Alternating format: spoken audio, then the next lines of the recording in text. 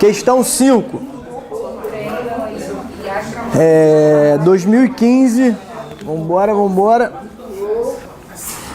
Questão 5 do ano de 2015, Banco FGV também, Defensoria Pública. Técnico de Defensoria Pública. Vamos lá. No dia 30 de abril de 2015, Feliciano praticou crime de ameaça contra sua esposa, Martina, motivada por ciúmes e suspeita de um possível relacionamento extraconjugal. Diante dessa situação, considerando que o crime de ameaça é de ação penal pública condicionada, Martina comparece à delegacia e ofereceu representação por tais fatos. Beleza? De acordo com a Lei 11.340, Lei de Violência Doméstica, após o oferecimento da denúncia, mas antes do seu recebimento, Martina, reconciliada com seu marido, A. não poderá se retratar do direito de representação, pois a retratação não é admissível nos crimes praticados no âmbito de violência doméstica. B. Não poderá se retratar, pois já houve oferecimento de denúncia. C.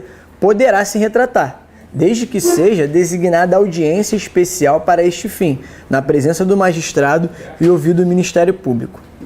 D.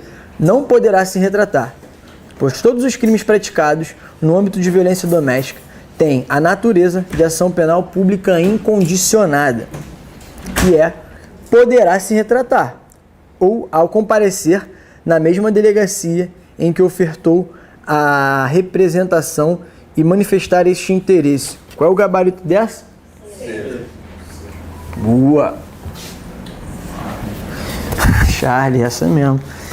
De novo, né? A incidência do artigo 16, pra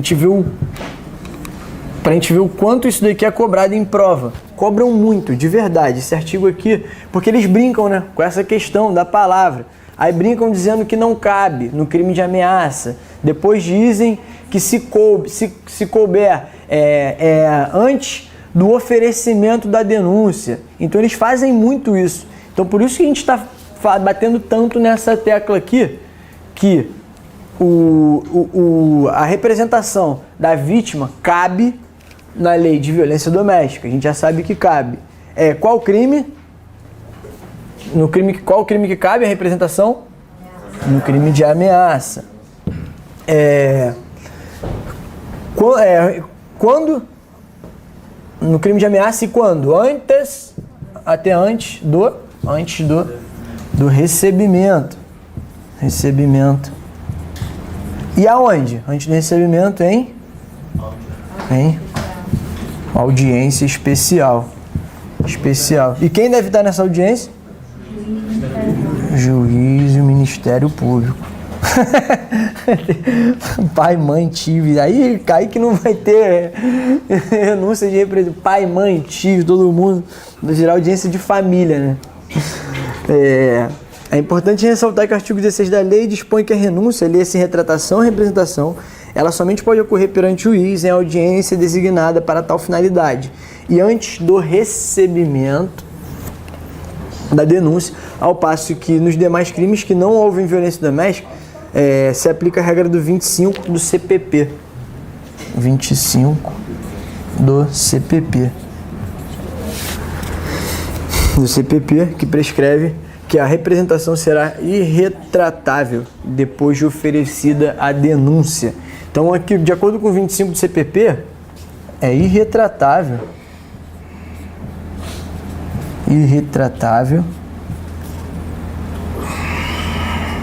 Depois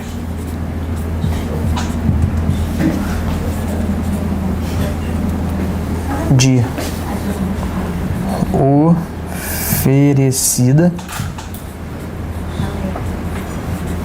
oferecida e quem oferece denúncia por parte do Ministério Público, MP, e o juiz a recebe ou a rejeita, né? O juiz recebe ou rejeita essa denúncia. Perfeito. Alguma dúvida nessa? Acho que essa é aquela para não zerar, né? Foi aquela pra gente não zerar a prova. Questão 6. Vamos ver. Questão 6. Do ano de 2018, FGV também, do Ministério Público do Estado do Rio de Janeiro. Ana e seu namorado Romeu, enquanto estavam no cinema, iniciaram uma discussão em razão de ciúmes, não se conformando Romeu com o fato de Ana ter cumprimentado Jorge, seu colega de trabalho. Garanhão. Durante a discussão, Romeu ameaçou sua namorada de morte. Ana, inconformada com a conduta daquele com quem mantinha relacionamento há mais de 3 anos, comparece à delegacia e narra o ocorrido. Sobre a situação narrada e as previsões da Lei nº 11.340, de 2006, é correto afirmar que 1. Os crimes de ação... os crimes de ação penal pública condicionada à representação, quando praticados no contexto da Lei 11.340, admitem a retratação do direito de representação, desde que antes do recebimento da denúncia, em audiência especial, na presença do juiz e ouvido o Ministério Público. O juiz, através da medida protetiva de urgência requeridas por quem de direito, poderá determinar a proibição de contato e aproximação com a vítima, mas não a suspensão da posse regular de arma de fogo ou afastamento do lar quando as partes convivam. C. A ofendida deverá ser intimada das audiências que precisa comparecer, não sendo necessária, porém, suas notificações dos demais atos processuais, das decisões sobre medidas protetivas ou ingresso e saída do autor do fato da prisão. Aos crimes praticados no contexto da Lei 11.340, de 2006, não se admite composição civil dos danos ou transação penal. Então, só sendo possível proposta de suspensão condicional do processo. A relação de namoro de Ana, por não constituir casamento ou união estável, não justifica a aplicação da Lei 11.340, ainda que o delito tenha sido praticado em razão de violência do gênero. Então, o gabarito é aqui. Essa questão aqui, ela traz alguns aspectos muito importantes a serem abordados na Lei 11.340 quanto à possibilidade das medidas protetivas a serem aplicadas, a quem deve aplicar, quando deve, como deve, o que deve ser aplicado. Então, assim, é muito importante a gente ter em mente isso, porque as bancas também gostam de confundir, dizer que quem faz é o delegado ou quem faz é o juiz. Isso cai muito em prova. O delegado pode fazer isso, mas a gente sabe que determinadas medidas protetivas de urgência, quem decreta é o próprio juiz. Beleza? Então a gente vai ver aqui, questão B. O juiz, através de medidas protetivas de urgência, requeridas por quem de direito, beleza? Poderá determinar a proibição de contato e aproximação com a vítima, beleza? Mas não a suspensão da posse regular da arma de fogo ou afastamento do lar quando as partes convivam. Quanto a saber, o erro está na parte que ela fala mas não a suspensão. Porque a gente sabe que se esse cara tiver uma arma de fogo, até a mulher, que a mulher também pode ser sujeito ativo de violência doméstica. Se for uma mulher contra mulher, pode também. Isso, no caso de 2 companheiras, homem ou mulher, que for o autor do fato no âmbito de violência doméstica familiar contra a mulher. Nesse caso, vamos supor que a mulher seja uma policial e ela tem uma arma de fogo, ou o cara seja um policial e tem arma de fogo.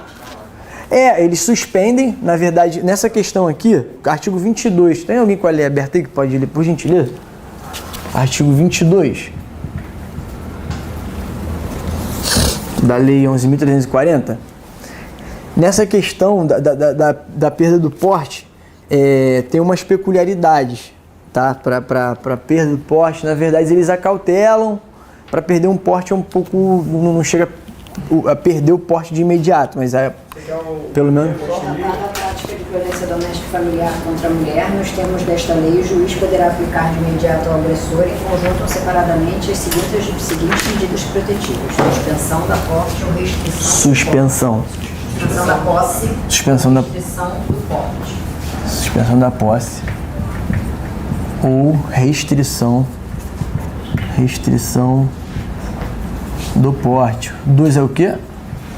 Afastamento do lar, domicílio, local de convivência com o ofendido. Esse é o mais comum, né? É o que a gente mais vê, né, no dia a dia. Afastamento do lar. 3.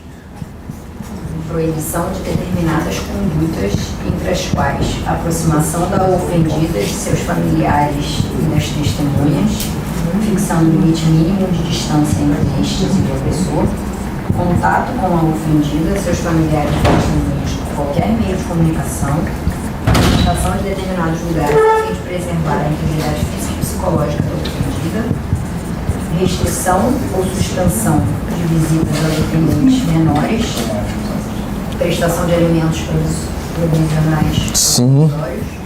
E o próprio juiz, né, de violência doméstica, nesse caso, pode arbitrar essa questão de prestação de alimentos. O próprio juiz de violência doméstica pode aplicar essa questão dos alimentos provisionais.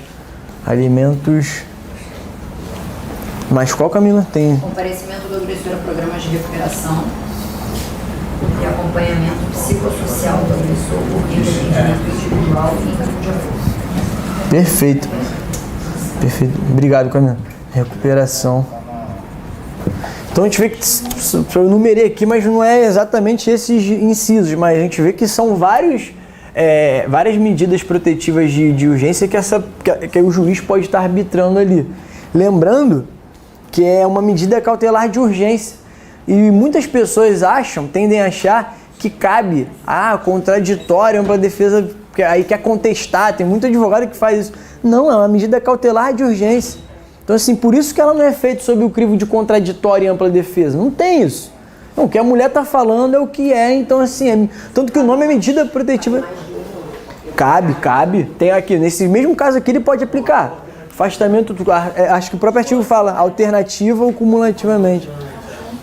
Em conjunto ou separadamente, na literalidade, conjunto ou separadamente. Se o cara tiver uma arma em casa, esse cara que for um policial civil, essa mulher que for uma policial civil, pode a suspensão da posse ou restrição do porte e afastamento do lar, perfeitamente cabível.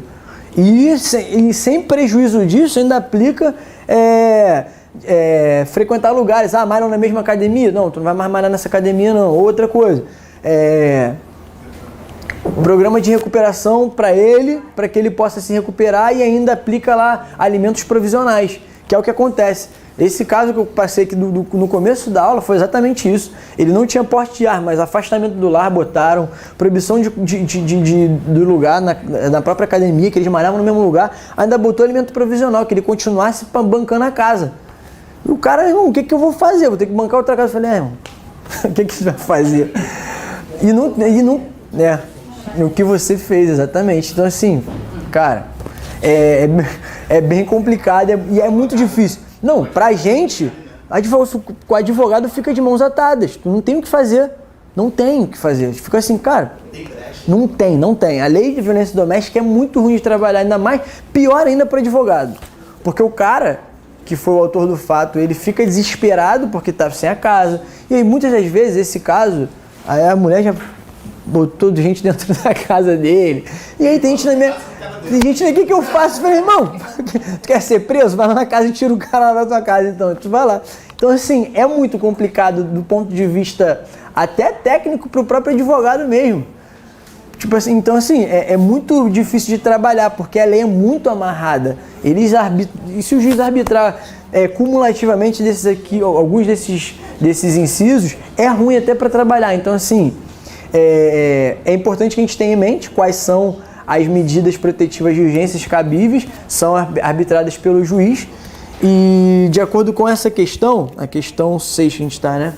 Questão 6, essa está errada porque ele fala aproximação proibição de contato com mas ele fala, mas não a suspensão da posse irregular de arma de fogo ou afastamento do lar. Porque a gente sabe que nesse caso aqui cabe, se o cara tiver arma de fogo, primeira coisa, tanto que quando vocês estiverem lá, redigindo o registro de ocorrência, declaração da vítima, eles vão te dar um formuláriozinho para vocês preencherem, ele tem arma de fogo?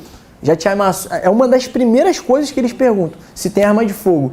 Que se tiver, automaticamente eles já vão mandar expedir um requerimento para o juiz arbitrar essa medida protetiva de urgência de suspensão da posse. E se não tiver posse ou porte, manda um MBA, né, que é mandado de busca e apreensão. Porque se for um porte ilegal, uma posse ilegal, mandado de busca e apreensão, a polícia vai lá e apreende essa arma de fogo. Professor, essas medidas o juiz pode de ofício mesmo? São de ofício. Cara, é muito rápido. Tipo, assim, a mulher vai na quinta. Sem exagero, é papo de na sexta-feira já ter alguma coisa definida. Que ele manda na quinta, na sexta, quando chega na vara de violência doméstica, isso chega numa vara de violência doméstica, essa requisição, porque o juiz não tem essa cognição de pediu, dou. É meio complicado, né? É questão do segundo, o cara vai lá e mata a mulher. Por isso. Se for um tapa num dia, no dia seguinte essa arma acabou, tá bom? Por isso. Teve um caso uma vez, a gente conseguiu a fiança, né? Cabe fiança no âmbito de violência doméstica. Foi ameaça, foi nem ameaça, foi invasão de domicílio, alguma coisa assim. Ele não chegou a ameaçar ela não, ele só entrou na casa dela, tava doidão, chegou de manhã, só entrou na casa, que era deles, mas ele entrou por bem, entendeu por bem entrar na casa, ficou doidão em casa, meio que falou, não sei o que, não vou sair, a mulher ligou pra polícia, tá aqui em casa, levaram ele, a gente conseguiu arbitrar uma fiança, só que a delegada mesmo falou, ela falou o seguinte, vou arbitrar a fiança. Primeiro ela não queria. Só que papo vai, papo vem, não sei o que, acabou que ela entendeu por bem por arbitrar a fiança. Mas olha só, se ele matar ela quando ele sair daqui, a culpa é do doutor, a culpa é sua. Ela falou exatamente assim. Aí eu pensei, porra. Não quero mais não. Aí eu parei. Pensando bem, vamos fazer o seguinte, né? Não, eu queria que ele saísse. Falei, não, tudo bem, não vai. Foi um momento de ela quando sarqueou, ele devia ter umas 6 medidas protetivas dela. É um caso complicado. Só que aí ela falou, tá bom, vou arbitrar. Ela arbitrou a fiança, graças a Deus. Mas ele não estava violando a medida protetiva? Não, porque o que acontece? Essa que tinha, o que acontece? Ela tem um prazo de validade. Geralmente eles dão uns 30, acho que são 30, 60 ou 90. Já tinha caído esse prazo. Então ele não estava descumprindo porque tinha um prazo. Isso foi antes da pandemia. Já foram pedidos. É complicado a gente entrar um pouco no mérito.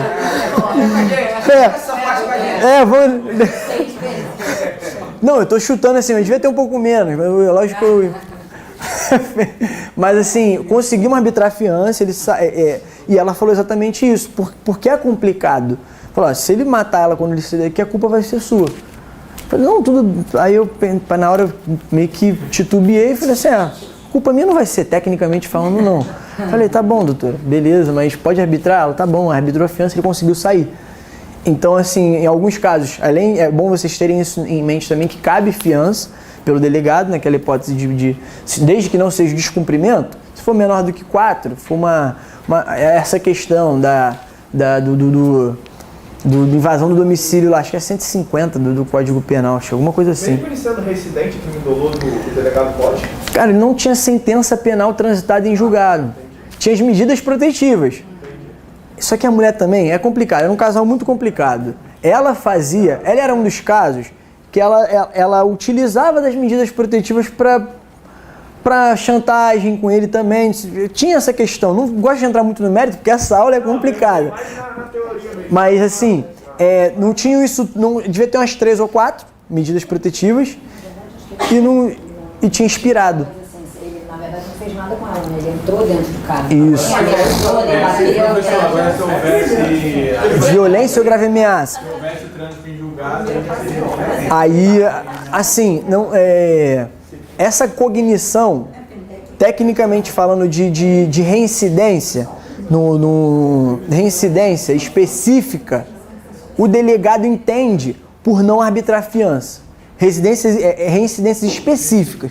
Fossem 2 de lesão corporal. O delegado já falou, ó, mesmo que seja específica, mas teve um delegado uma vez num flagrante que foi receptação, ele falou, ó, vou arbitrar fiança aqui, mas lembrando que se fosse reincidente específico, eu não arbitraria. E o legal é esse, quando vocês estiverem lá, vocês vão ver que tem essa discussão do próprio inspetor, do delegado com o advogado. Não é discussão propriamente dita, mas é um debate caloroso dali de teses defensivas. O cara vai falar uma coisa e tu fala assim, cara, mas é reincidente, mas não transitou em julgado. Mas doutor, aí ele pode falar, independente de ser ou não, aí tem essa discussão. Previsão legal para não arbitrar fiança, eu não conheço, porque o 313, ele fala que menor do que 4, ele pode responder em liberdade, e o artigo que fala de arbitrar fiança pelo delegado não traz essa previsão legal de reincidência. Não traz essa previsão legal. Isso eu tenho certeza. Só que ficou naquela discussão. O delegado falou, às vezes eu evito. Já que ele falou que vai arbitrar fiança, quando ele fala, eu fico quieto. Tá bom, tá certo, beleza. Se fosse o caso, doutor, eu não ia aplicar não assim. Eu falei, tudo bem, beleza, doutor. Muito obrigado, agradeço ainda. Vai arbitrar fiança, vou ficar discutindo. Tem que ter esse tipo de jogo de cintura. Por isso que é importante esse conhecimento de teoria. É um pouco chato, mas quando vocês estiverem lá na prática, vocês vão ver que tem muito disso. O delegado não tá lá. E aí? Ó, faz aí, ó. Não tô aí não. Então, assim, é complicado. Às vezes ele tá numa diligência. Para aplicar a fiança, ela é discrecionária nesse caso. Qual caso?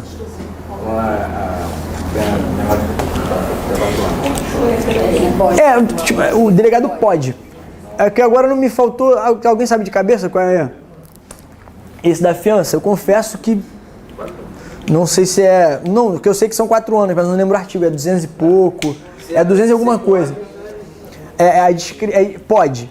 O delegado pode. Por isso que ele mandou dessa. Ele falou assim: ó. Se fosse reincidente específico, eu não arbitraria, não. Porque ele pode, ele não deve. Mas aí na custódia, provavelmente ele sairia porque a gente ia ligar essa questão do menos de 4, por ser receptação, enfim. Então, assim, delegado pode. Ele não deve. Entendeu? Mas. Ali é uma questão, por isso é uma questão sempre de um debate mesmo, troca ideia. Quando vocês estiverem lá, vocês vão ver que por isso que eu perguntei se tinha alguém que tinha formação em direito e tal, porque tem disso. Quando às vezes tu não tá militando na área, mas por estar estudando, já ter estudado, você tem esse tipo de coisa. Tu vê que é bem comum nessa prática de fiança, delegacia, não sei o quê. Tanto que a primeira coisa que eu faço, até que seja violência doméstica, é a primeira coisa, qual é a pena? Eu vou lá na pena pra ver se cabe fiança. Aí quando eu chego na delegacia eu converso com o cara. Tu já fez alguma parada? O que tu tem? Conversa, não sei o que, quando dá, porque às vezes nem dá. Os caras... Tá sendo gravado, então deixa quieto, eu vou entrar muito no mérito não. Mas quando dá, a gente conversa e tal. Enfim. Então eu busco saber qual é a pena que vai ser. O que ele está respondendo? Já tem outras passagens? E vejo se cabe a fiança. Se couber a fiança, a primeira coisa que eu vou falar com o delegado, posso falar com o delegado, porque cabe, ou com o inspetor. Às vezes o delegado não está mesmo, está fazendo uma diligência, alguma outra coisa, chama o inspetor responsável. Pô, cara, é o seguinte, o crime é esse e tal, cabe fiança, vamos fazer um termo de fiança aí, já vou ali, recolho e tal. Então dá para fazer isso aí em própria sede de delegacia. 6B, agora C. A ofendida deverá ser intimada. Essa daqui é muito importante também, essa C. A ofendida deverá ser intimada das audiências que precisa comparecer, óbvio, com certeza, né? Não sendo necessária, porém, sua notificação dos demais atos processuais, das decisões sobre medidas protetivas ou ingresso e saída do autor do fato da prisão. Então, assim, quer dizer o quê? O cara está preso, ela tem que ser intimada das audiências. Ela não precisa ser intimada, então, se esse cara sair da cadeia, é lógico que precisa. Entendeu? Então, assim, até para ela se resguardar, né? Então, tem caso, eu advogo muito para vítima também, para vítima de violência doméstica, para mulher mesmo. E tem mulheres que realmente ficam desesperadas, cara. O cara ameaça. Tem um caso de uma que me mostrou filmagem, o cara morava ela mora em Jacarepaguá, se eu não me engano, e o cara lá, acho que em Niterói, que ele morava, e tem um vídeo, depois que ela já requereu a medida protetiva, dele indo na casa dela, ela filmou ele chegando perto dela, ela sai, eu falei, isso aqui ele tomou ciência, foi a primeira coisa que eu perguntei, porque para contar, outra coisa importante a ser falada também, para contar o descumprimento da medida protetiva do 24A, o réu tem que ter ciência.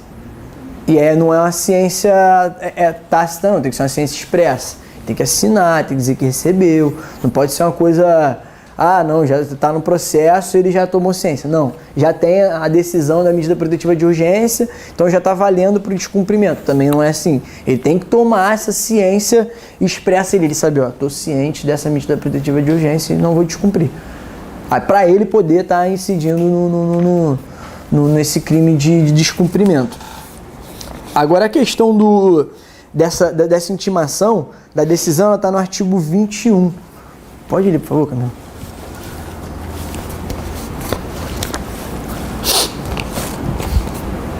Artigo 21 da própria lei, da lei 11.340.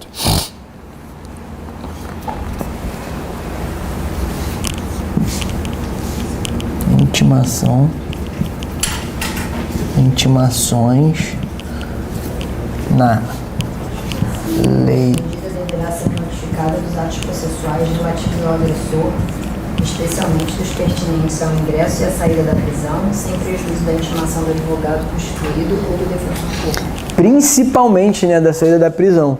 Eu confesso que na prática é mais... porque já é um processo, né? Acho que na prática já é mais difícil de todas essas intimações saírem para ela. Mas assim, a teoria é essa. Ela tem que ser intimada de todos os atos processuais, independente dela ter advogado ou não. Manda pelo endereço dela. Hoje em dia tem se feito muito pelo WhatsApp. O oficial de justiça vê lá que ela tem um WhatsApp e manda às vezes pelo WhatsApp. Manda para ela lá, recebi, beleza. Manda as decisões para ela pelo WhatsApp. Tem que acontecer, até com os próprios autores dos fatos mesmo. Tem sido saído intimação. Assim, e o STJ já regulamentou essa questão. Tem que estar o número dele, tem que ter foto, tem que saber que aquele número ali é vinculado ao nome dele. Não é qualquer tipo de citação por meio de WhatsApp que está sendo válida hoje, não. O STJ ele elencou quais são as possibilidades e como que essa citação e intimação pelo WhatsApp, quando ela vai ser considerada válida. Não é pelo simples fato de ter mandado, não. Tem que saber que aquele número é vinculado àquela pessoa que se quer citar. Não é, ainda mais do ponto de vista criminal, né? Tu vai dar ciência num criminal para uma pessoa ali no WhatsApp que não é dele. Então, assim, tem que preencher uns requisitos para validação dessa intimação ou citação por meio de WhatsApp. A D está errada porque ela falou o seguinte: aos crimes praticados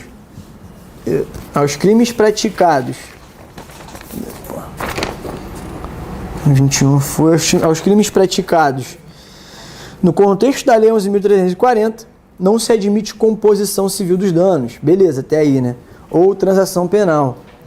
Então, só sendo possível proposta de suspensão condicional do processo. O que a gente já viu que o SUS-PRO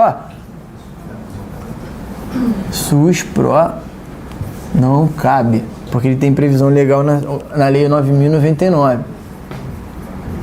Então, uma forma de gravar isso daqui é a seguinte: suspensão condicional do processo. Suspensão condicional da pena cabe por quê? A gente vai subentender que ele já tem uma pena. Pô, já aplicaram uma pena para esse cara, então a suspensão condicional da pena cabe. Do 77 lá do CP.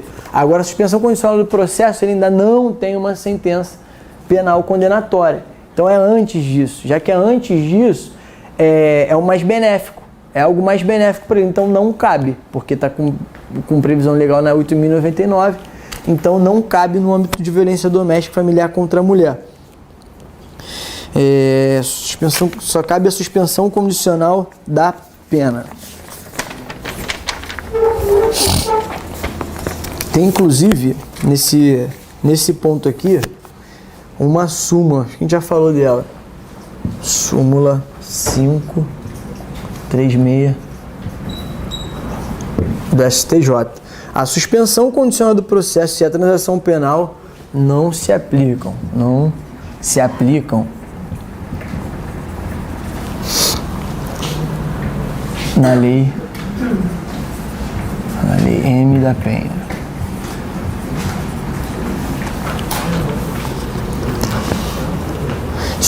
Qual é o único instituto mais benéfico que cabe na Lei Maria da Penha?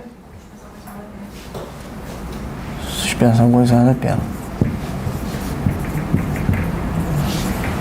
da pena. É o mais benéfico e é o único que 77 do CP. Eu acho que é uma forma legal de gravar, que só cabe porque ele tomou uma sentença. Se ele tomou uma sentença, foi posterior. Foi depois da suspensão condicional do processo. Então, já que é depois, ele tomou uma sentença, então, pô, já que ele foi condenado aqui, cabe a suspensão condicional da pena. Beleza? Essa questão que o senhor falou, que a gente vai falar, só não esquecer a diferença do juiz pro delegado, que o juiz pode arbitrar Vovô, pro delegado. a gente vai chegar.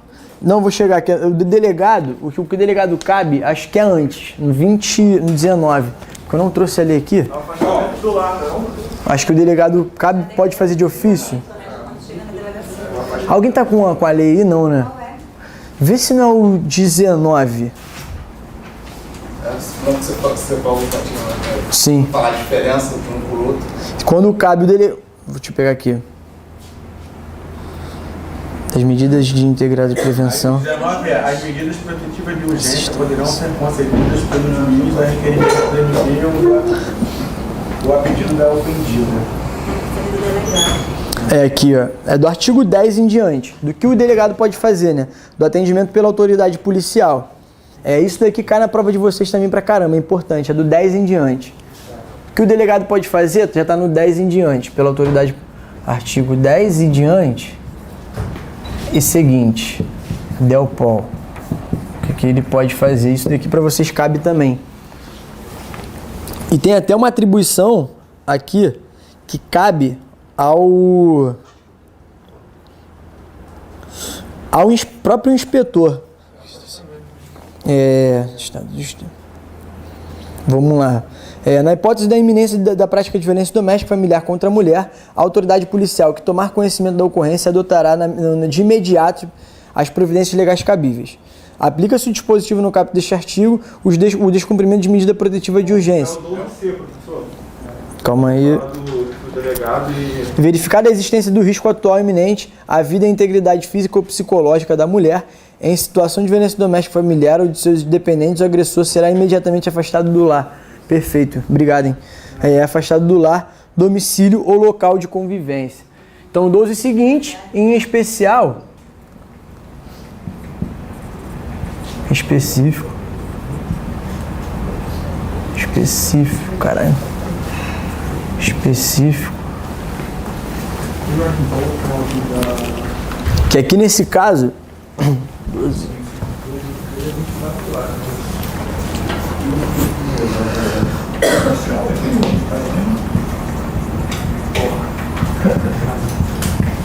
12C.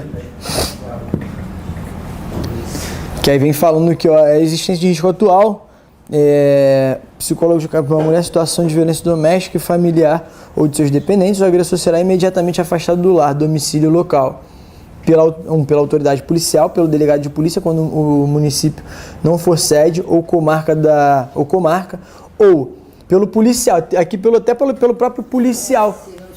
Se não tiver, pelo próprio policial, quando o município não for sede de comarca e não houver delegado disponível no momento da denúncia. Então aqui, ó, isso é bem recente. Isso aqui pode ser que cobre... Isso aqui é bem recente. E é uma atribuição de vocês, né? Uma atribuição que vocês podem fazer. Então, assim... Esse 12C é de 2021. Esse 12C é novo. É bem novo. Bem novo. Essa questão, bem lembrada aqui que... na hipótese do inciso 1, 2 e 3, então, se puderem marcar aí na própria de vocês, 10 seguinte, em específico 12C e os incisos, para depois vocês darem uma sedimentada nisso daqui. Porque é uma atribuição do próprio inspetor, do próprio policial civil e não da autoridade policial. Isso aqui pode ser que seja cobrado na... o inspetor não pode fazer nada no momento que for lá, que chegar uma vítima de violência doméstica familiar contra a mulher. Não, o inspetor pode sim. Então, assim, nos casos em que quando o município não for sede de comarca e não houver delegado... Eu esqueço que está gravando aqui, então. Tem sim. Tem sim. Nas hipóteses de sede de comarca. Porque ali o delegado não tem para quem mandar, né? Pode ser para ser o inspetor, não pode ser sede de comarca, não. E não ter o delegado. Ou seja, isso quase nunca acontece, cara. Nas hipóteses do inciso 2 e 3 do caput deste artigo, o juiz será comunicado no prazo máximo de... E é muito rápido isso aqui. A comunicação é... No dia seguinte tem decisão. É absurdo de rápido. Muito rápido, de verdade. E decidirá igual porque não tem aquela cognição, né? O juiz não precisa... Como é uma medida cautelar de urgência, o juiz não precisa apreciar aquilo ali, não precisa mandar pro contra... E tá certo mesmo. Foi o que a gente falou aqui. Ele vai mandar... Ele só defere. Ela quer? Defiro. Depois ele se vira aí pra provar que... A própria lei fala que tem prioridade, né? Tem prioridade de tramitação. Tanto que tem um juizado específico, o juizado especial de violência doméstica. Não confundir o juizado especial de violência doméstica com o juizado especial criminal, tá? Pelo amor de Deus, que pode ser que aconteça. Vai que, né? Um juizado especial de violência doméstica são os crimes que são abarcados pela Lei 11.340. Juizado especial criminal é o juizado, né? Que são os crimes previstos com pena inferior a 2 anos, e quem abarca é a Lei 9.099, são coisas diferentes.